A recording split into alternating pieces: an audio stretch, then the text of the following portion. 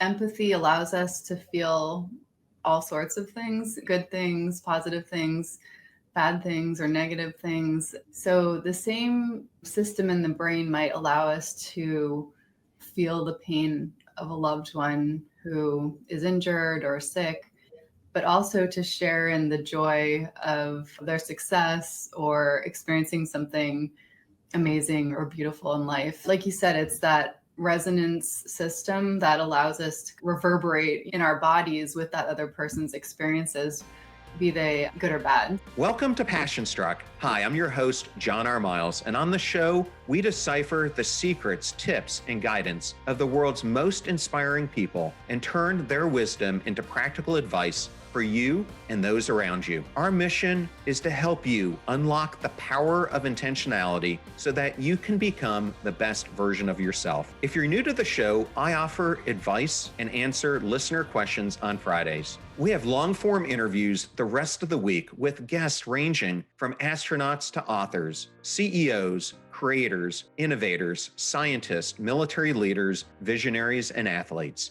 Now, let's go out there and become Passion Struck.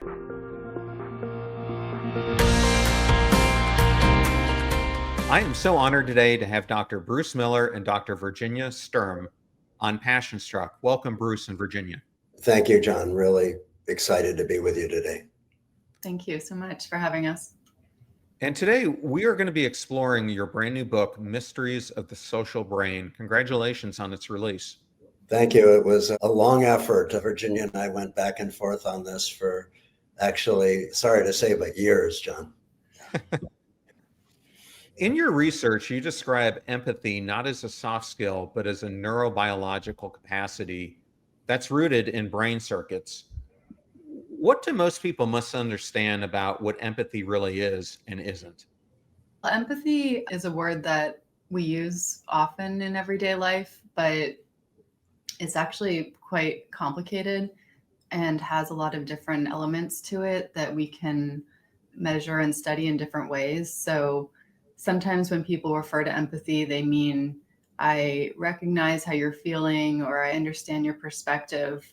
And that's what we refer to as cognitive empathy. And that's a pretty complicated form of empathy, but there are simpler forms of empathy that we call emotional empathy. And those have to do with the ability to experience vicariously how others are feeling. We mirror people's facial expressions and bodily postures, and even our heart rates can synchronize. And that kind of simpler, more automatic form of empathy is present in other species and in infants. And these two kinds of empathy kind of work together.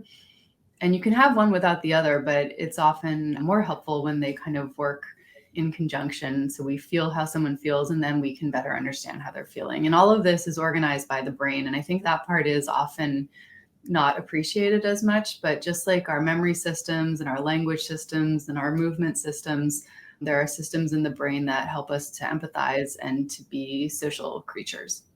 Well, I opened up with that because what you both have written a lot about is the way that we connect socially is not just emotional, it's biological.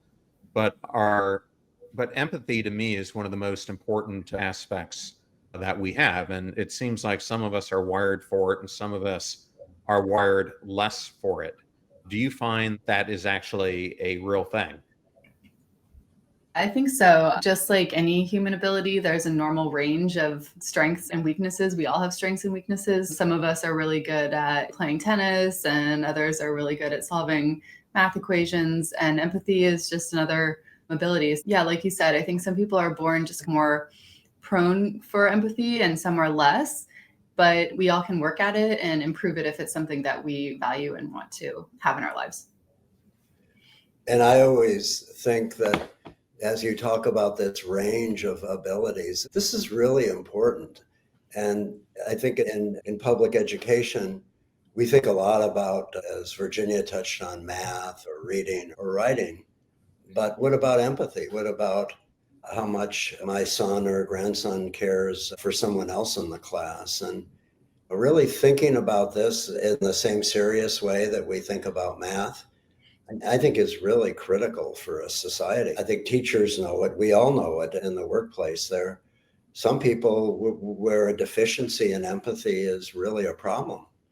And we evolved from a primate that lived very isolated into large groups. And without empathy, without that feeling of caring for what one of our loved ones is feeling, and without being altruistic and thinking about ways to help others in our group, we suffer enormously in a society. I'm going to take us a step back, and then we're going to come back to these different elements like empathy here in a second.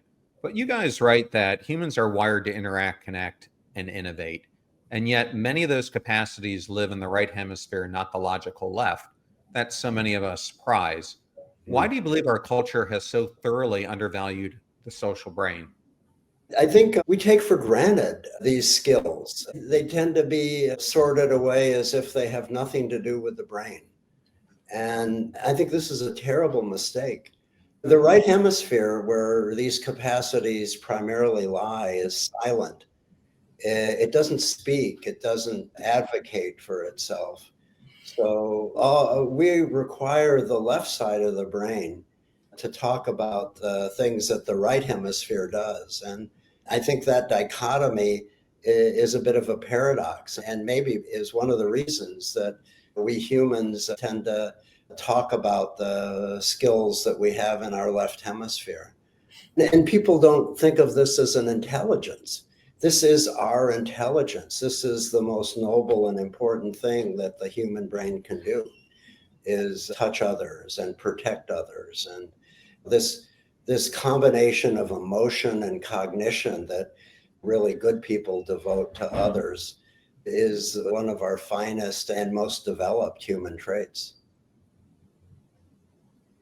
So when it involves the social brain, you found that there's 6 foundational traits, if I have it correct. Empathy, which we touched on earlier, respect, fairness, self-awareness, openness, and creativity. Do I have those right? You got it. Which of these traits most surprised you to and how it's neurologically wired? For me, the big surprise, and I began to realize this only fairly recently in my career, and Virginia, who is a social psychologist and neuroscientist, really helped me to understand that, but that these set of values, fairness, respect, courage, openness, these are wired in the brain. And just like learning how to remember, we can improve and perfect these particular skills. So this whole notion that the traits that many of us admire so much can be learned, can be developed, can be cultivated, for me was rather new. I spoke recently with the president of a university, and I was talking about this, and this person, I won't give their name, they said, well, I don't think you can teach empathy. I don't think you can teach fairness. And I think, sadly, this is how we parcel away these values that are so much, just like every other skill we have, learnable.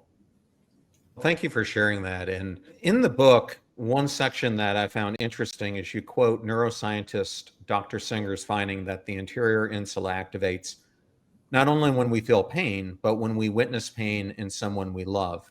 And I found that to be interesting because you two are both at University of California in San Francisco.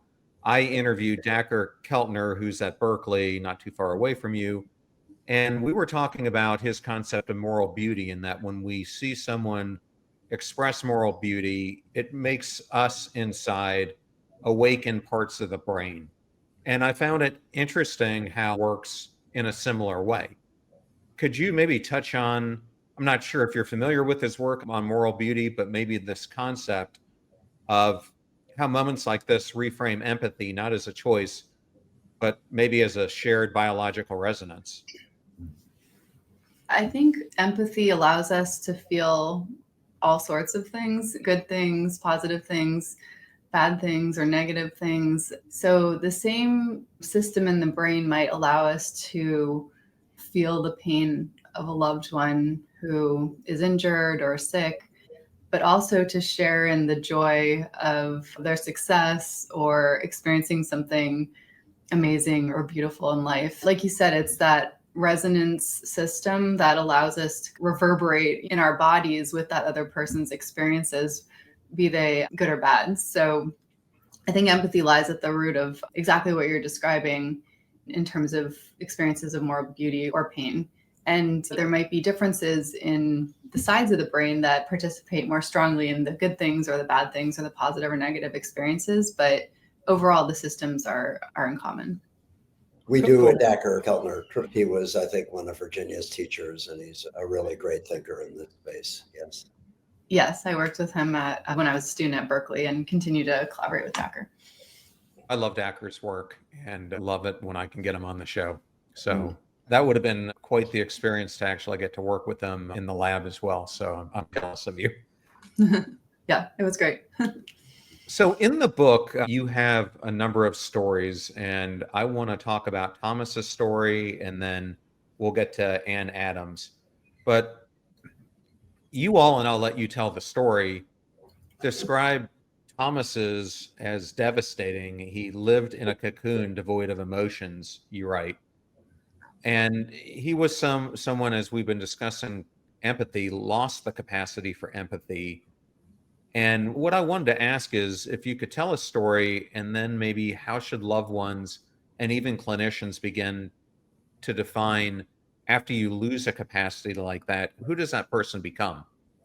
So Thomas startled me and really our whole team at UCSF when we first saw him. And he had lost in a very primal way, not only cognitive empathy, but emotional empathy as well. A couple examples. He lived in a small town and had become intensely religious in the setting of his degenerative disease and spent a lot of time in church. And it was a Sunday morning and the town was experiencing a massive flood. And everyone, including the minister, was out at the river with sandbags protecting the greater whole of that community. Thomas was in the middle of the church, extremely angry because the rules that he was guided by, these are all left hemisphere rules, suggested that everyone should be in church on Sunday. Thomas also had this seminal moment with his wife where she cut herself with clippers in the garden. And Thomas showed no empathy for her during this period of pain. And in fact, asked her to be quiet so neighbors wouldn't hear her crying. And rather than thinking about how to help his loved one, Thomas actually took the clippers to the neighbor and said, I want you to use these because I'm not going to be using them for a while. We'll be going to the hospital. So Thomas was a real outlier. He just had unbelievable inability to empathize with other people. And it was a change. This was not who he was before. He had been a beautiful, wonderful husband and father. And so we systematically looked at him and asked about surprises. This is one of the biggest surprises in my career in research. And what we learned was that the right anterior temporal lobe, which we now think is part of the empathy circuit, was shrunken. It was almost non-existent. And there were similar changes on the left side. So he didn't have severe brain injury in most areas. His brain was pretty normal. But this loss of empathy was very strongly correlated with loss of circuits that we now realize are important for, as Virginia has touched on today, seeing other people's pain, feeling it internally, and then doing something about it, the altruistic part. And without that circuit, we are devoid of empathy. So I wanted to ask you a follow-on question about that. So it's becoming more and more common, especially with the sports that kids play today, that they experience traumatic brain injuries. Yes. Is it possible for a TBI to cause an injury that could impact a person's sense of empathy? Absolutely. I think one of the general principles of brain trauma, physical brain trauma, is that the parts of the brain that sit against bone are those that are often most vulnerable to a shaking of some kind. So where do the anterior temporal lobes sit? They sit right adjacent to bone. So I think along with the memory that is localized a little more posterior in that region, a lot of TBI is associated with memory problems, but often more silent, this loss of the ability to empathize with others. Yeah, it's so interesting. And if someone has experienced that, is there a way to correct that deficiency, or is it a permanent type of loss? There are ways that anyone could try to improve empathy by learning to see emotions in someone else's face that are more subtle and learning more details about how to label those experiences or expressions that they notice. Changing how someone feels is always more complicated, but engaging in activities and interacting with humans in enjoyable ways are often effective ways to feel positive states and get oneself out of a rut if that is the case. I think what you touch on here is the fact that we have all sorts of rehabilitation programs that think about memory, that think about what we call executive function, planning, organization, and some fairly effective strategies about how to help when people have suffered from traumatic brain injury. But the area of rehabilitation around empathy, I would say, is sparse. And there's little research, and there are very few programs that have focused on this. In our field of frontotemporal dementia, yeah, a woman, the scientist Elizabeth Finger in Canada, has tried using oxytocin, this nurturing peptide that is released when a child is born, to see whether she can activate empathy. And I think with some success, actually. Her research has suggested that one simple chemical, while not a cure, can have positive effects in people who have lost this critical human value. I just bring it up because for me personally, I've experienced 6 or 7 TBIs, and one of them was quite severe when I was in combat. And coming out of that, I know something fundamentally changed for me when it comes to expressing empathy, which is why I've made this such a focus of the conversation. And it's something that like just disappeared. And I have really tried to understand how I could get it back. And I've tried different vitamins and nutrients and different fruit and different natural forms to try to reignite it, and nothing has ever seemed to work. What you're saying is confirms what I have found in my own research.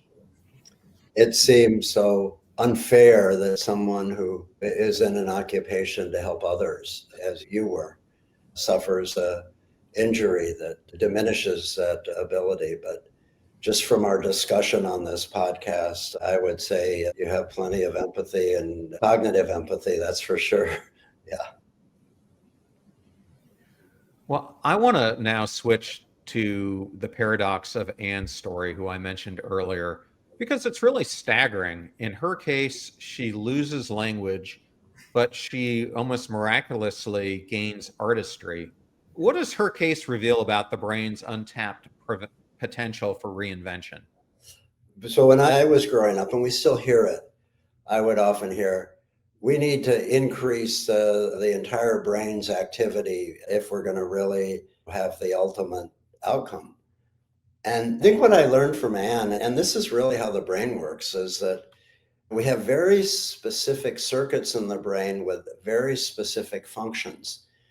And if we activate other circuits when we want that very specific skill, it will actually impair that circuit. So what we learned from Anne was that as she lost language, and in retrospect, probably not a surprise, that circuits in the back of the brain involved with vision and visual processing activated and became visually obsessed. Everything in her life was colors and pictures. And she, because Anne was unique with this preoccupation visually, suddenly produced beautiful art.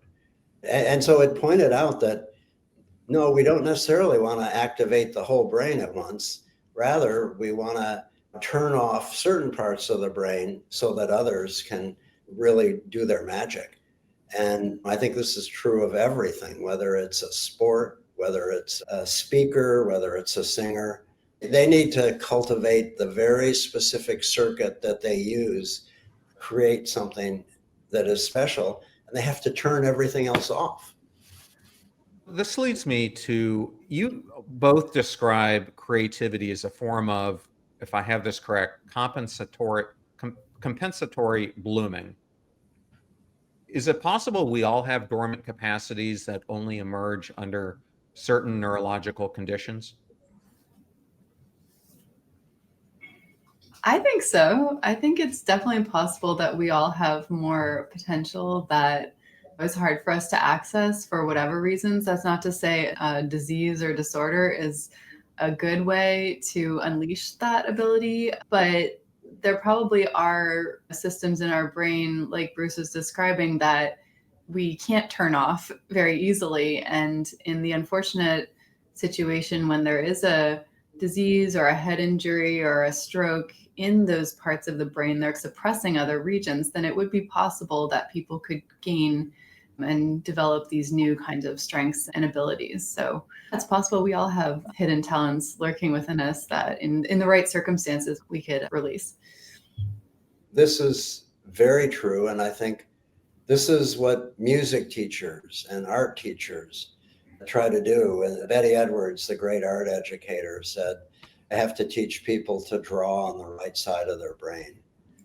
And she even had formal exercises that they work. I've done them. For a non-artist, these exercises really work. And she said, when I get these very logical left hemisphere dominated people in my class, I want them to turn off that way of thinking.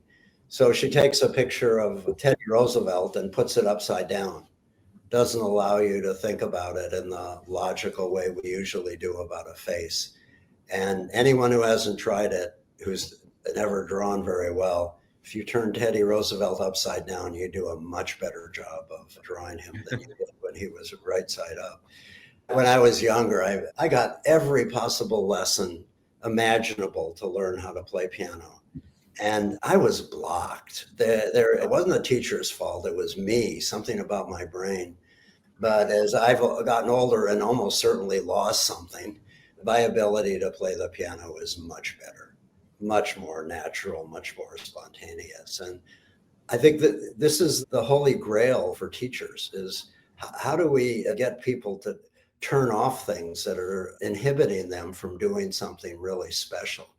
And everyone's different, everyone's unique. So there isn't one formula, but this is, I think, more advanced in sports psychology than anywhere else, where people think about how to get someone like Steph Curry in the zone, where there is no conscious thought and direct from the basal ganglia and cerebellum to the basket in a blink of an eye. Man, I'll tell you, I have worked for a long time on how to find, I call it the zone of optimal anxiety, or flow state is what most people refer to it as. I have really come to find out that you can learn to put yourself there and keep yourself there for a longer period of time. And I started doing this when I was an executive because I saw studies that McKinsey did that if you're in a flow state, you're more productive in 2 hours than your peers are in 8 to 10. So I just figured if I could get myself in this flow state, I could be hyper focused, and then I could spend more time once I'm out of it, socializing with employees, doing the HR side of things. That's how I acted during a lot of my career. And now I find myself using it most effectively when I myself am writing a book or trying to do a solo podcast episode that I'm working on, or a keynote speech. And it really, 5 minutes goes, it seems to me it's like 5 minutes and it's 4 hours later. Yeah. It's a wonderful state of being. I do a lot of writing, and my most effective writing is when I'm on an airplane with my AirPods, listening to my favorite music. And it gets me into a very focused state with a good feeling. And the writing I do there is 10 times more effective than when I'm not there. Yeah, I think the only person who doesn't like it when I'm in the flow state is my wife, because it's like everything else just Yes, fades away when I'm in that concentration state. yes. So I want to talk to you both about a topic that is really close to my heart, and that is the subject of mattering. Do you see mattering as a biological need, something the brain registers like food or safety? And if so, how do you believe it intersects with the traits of the social brain? We love that question. I'm going to let Virginia start. I love the way you phrased it. That's a really interesting question. Can you say more about what you mean by mattering? I think I've read a lot about Jeff Cohen's work on belonging, and I think belonging and mattering are related, but they're different. You can get picked for a team if you go back to the school playground and feel like you belong, but that doesn't necessarily make you feel like you matter. Mattering, I think, goes a step beyond that, and it's how your teammates treat you, it's how they recognize you, it's how they make you feel inside. And so I think mattering really has three different dimensions. There's personal mattering, how we feel we matter to the world. There's relational mattering, how we make, or how others make us feel we matter. And then to me, there's almost like this ripple effect of when those two come in alignment, that helps us to make other people feel like they matter. And when that construct breaks down, like it's doing for billions of people around the world, you have real issues when it comes to the consequences, which are showing up as loneliness, hopelessness, people burned out, whatever you want to call it. They're just symptoms, I think, of a bigger issue that's going on, I would argue, with our social brain. I definitely agree. It sounds like the way you're thinking about mattering is at the intersection of a person and their sense of self and their interactions with other people and how those people view them and respect them and appreciate them. And I do think that feeling a sense of belonging and self-worth is a key biological and survival relevant need. We all need to feel like we have a place in the world and in our communities. But as you were describing, even before that feeling of having a place in a community, we have to have a sense that we have value as a human, as a person. In psychology, there's lots of theories about how that sense of meaning or mattering develops from the very first days of life, being held by parents and loved ones, and through childhood being validated and supported in various ways through our families and friends. And that we develop this sense of that we do matter and have a role and sense of purpose in life, but that also we can help other people to feel like they're important members of our communities as well. And so all of that, again, is definitely supported by the systems in the social brain that allow us to understand who we are as people and also to understand how other people are, and then the very complicated ways that we all interact in everyday life. I think this is one of the most important issues facing humankind in the next century. So we can talk a lot about efficiency and get rid of people that we think aren't necessarily important for the global efficiency of our engine. But I think the bigger issue for our society is, what are we going to do when cars, like the Tesla, for example, I just had a Tesla ride where the Tesla did all the driving without any direction. And I realized it did it better than me. And my comparison to a Tesla is pitiful. And I think more and more we are going to face as a society that there are many things that computers are going to be able to do better than we can. So I think one of the big movements, the big questions that's going to come up over the next decades is, how do we give in our society people meaning? What can they be doing that is meaningful and important? And lots of things come to my mind. I'm an elder and I spent a lot of time in my career thinking about myself and how to be successful. And that was one of the ways that gave me meaning. But now I have grandchildren, and my wife and I think a lot about that everyday message to our grandchildren about how important and meaningful they are. And I must say, this is a far grander job than anything I've ever done before. And I'm not a psychoanalyst, but I will say that when people don't get that from teachers, from grandparents, from parents, it leaves a tremendous hole. And it makes living a meaningful life twice as hard. I think that the topics that you're taking on, like mattering, are the major topics of the future. This is so important. Well, thank you for saying that, because I personally think it is the topic that we all need to be worried about. And I've just spent the past 5 months writing a book on how do you fix it, which on the surface seems like an impossible thing to do. But I've brought in the research of so many great scientists and analyzed it into a cohesive picture of how you do it at a personal level, a family level, a work level, and then eventually to a societal level. But the issue with mattering, like many things in life, is it doesn't just appear in one fell swoop. It's not like you get burned out overnight. It happens over a period of time. That's what happened to me, happened over years. So if you lose your sense of mattering, it happens because of a series of micro losses. So the only way you can build it back is through a series of gains. And what you're saying is something that I was just talking yesterday to Dr. Anna Lemke about, actually, is that we are replacing so much of our social connections going forward with artificial intelligence.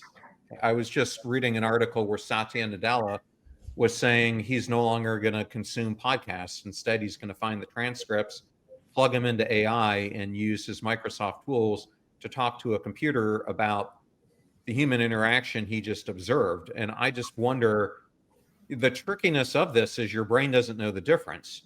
But if we keep continuing to do this, we're going to take connections which are already becoming less and less, and we're going to just replace them using technology instead of human interaction. And then what are we left with? To me, that's one of the most scary dimensions of where the world is heading, and it terrifies me. Me too.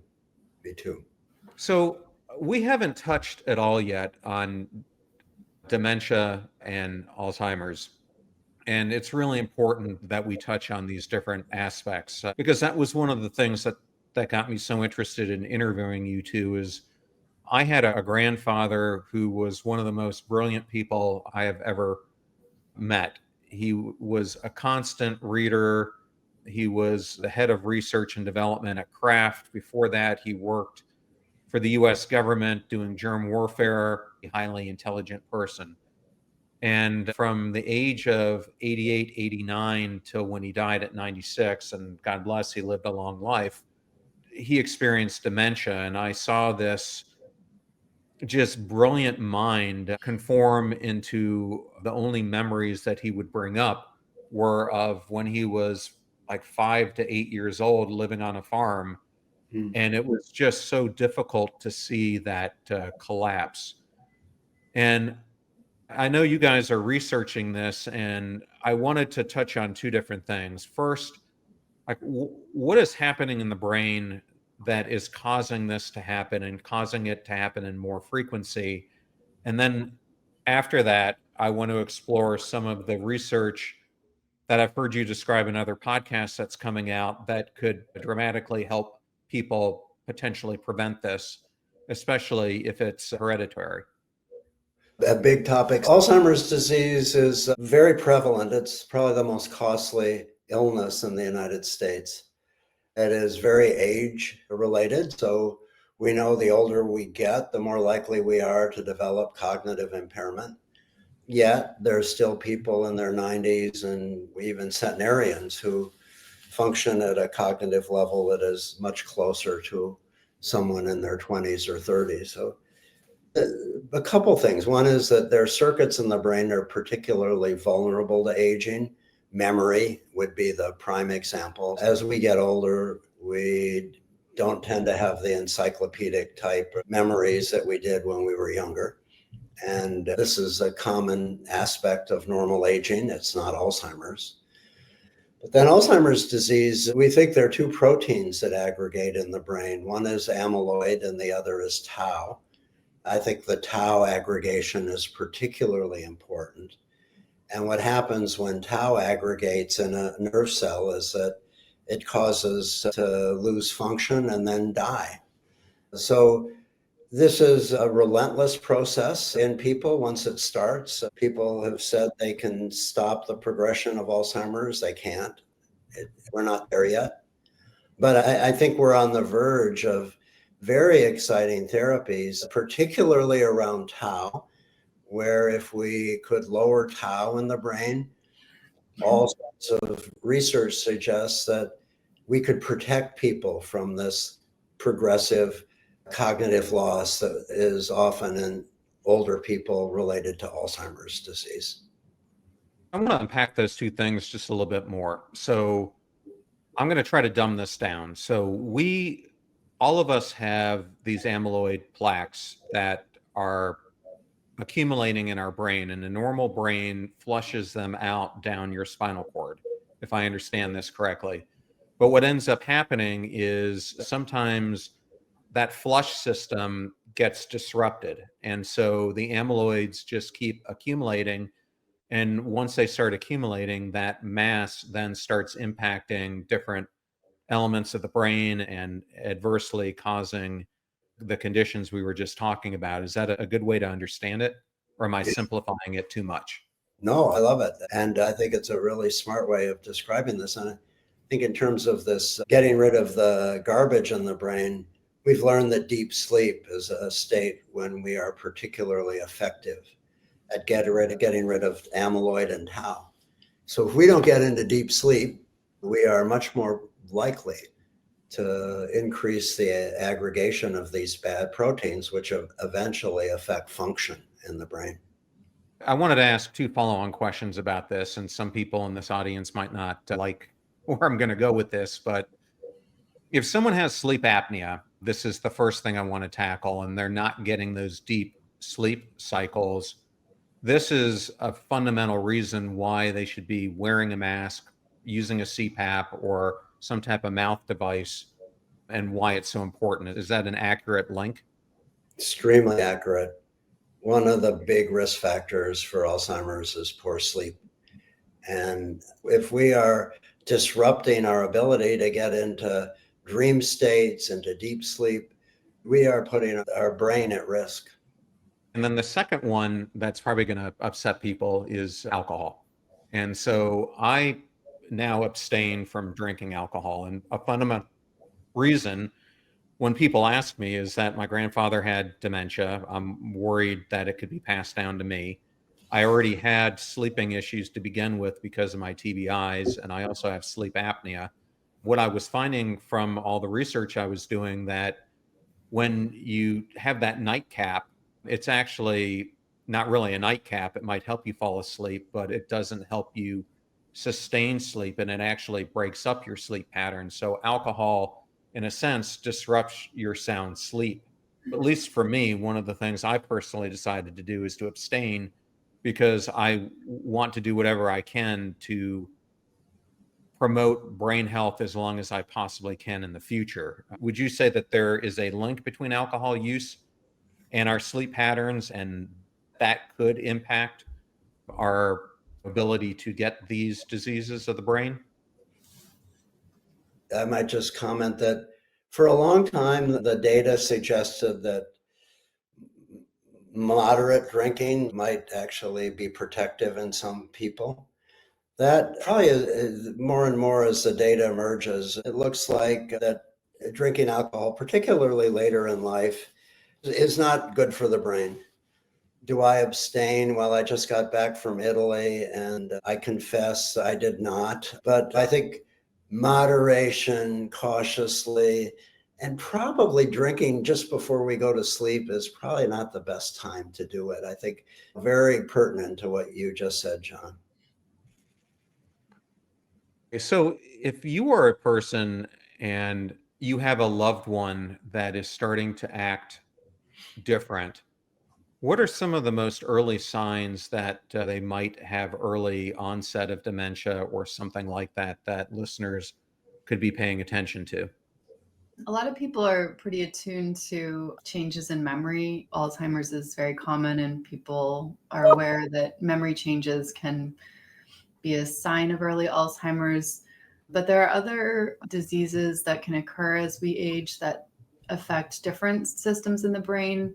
So sometimes changes in emotion and mood and behavior can also be indications that there is something going on in the brain that might warrant medical attention or to be followed up with.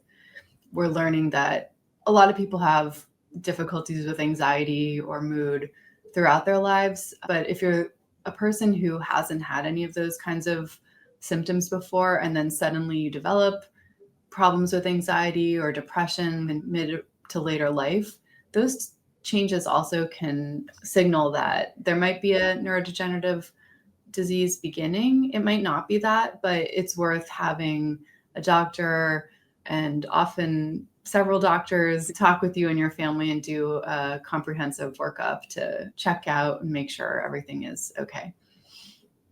Well, I wanted to end the conversation. In the book, you say we can't change the circuitry we're born with, but we can choose how we shape it.